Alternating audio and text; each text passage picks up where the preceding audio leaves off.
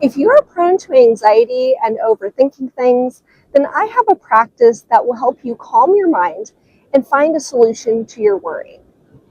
So, this practice is called fact versus story, and I'm going to give an example from my own life to better illustrate this method. So, recently I went on an interview for a nanny job, and it seemed like it went really well. The parents seemed like me, and they said they'd be in contact, and I enjoyed them and their child. But when I was leaving, I started thinking about the fact that I did have other options for job opportunities. And then I started stressing about, well, maybe this family, maybe it's difficult for them to find a good nanny, and maybe they're really counting on me to take the job. And I really started going into this, and then I stopped and I asked myself, wait a minute, what are the facts here?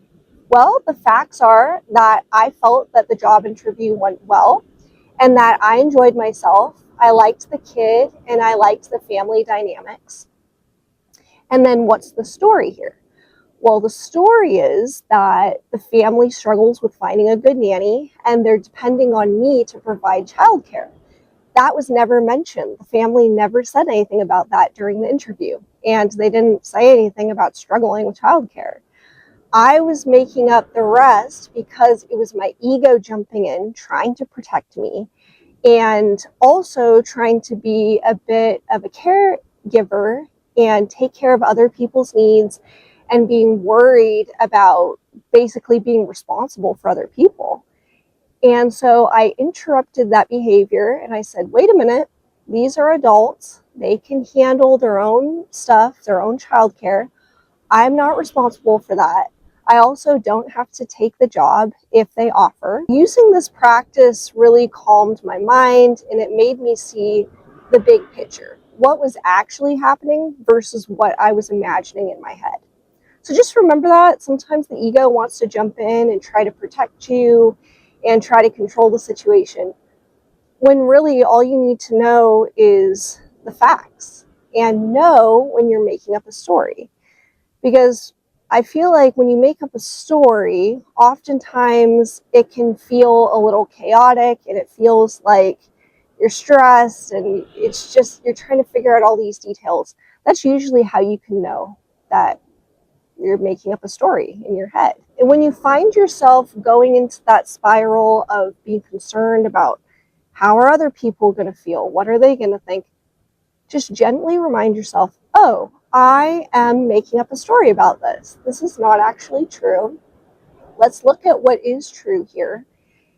And let's also remember that we cannot control what other people are doing with their lives and how they're going to feel. That's the other piece of this too. Sometimes people will be disappointed, and that's happened in my experience where there has been times where I decided to turn down a nanny gig and the parents were disappointed because they were really counting on hiring me. But that's pretty rare. That really hasn't happened to me too much where the family was actually upset about it. But in that instance, I had to remind myself, hey, this is my life. I have to decide what's going to be best for me. And they're going to be okay. Even if they're disappointed, they will be fine. They're self-sufficient adults. You can apply that to your situation too. If you're starting to feel a little bad about just how you're coming off to somebody else, if your intentions are good at heart, then that's good enough. You don't have to worry about taking care of others. So I hope that this message was helpful. And if you have used this fact versus story method to help you when you've been ruminating about something or having anxiety about what to do, then I would love to hear about your experience in the comments. And if you enjoyed this video, you can stay tuned for more videos on this topic, or rather on this channel. I talk about things like law of attraction, manifestation, relationship advice, and just how to step into a better version of yourself. So thanks for watching. I appreciate you all. I hope you're having a wonderful day, and I'll see you next time.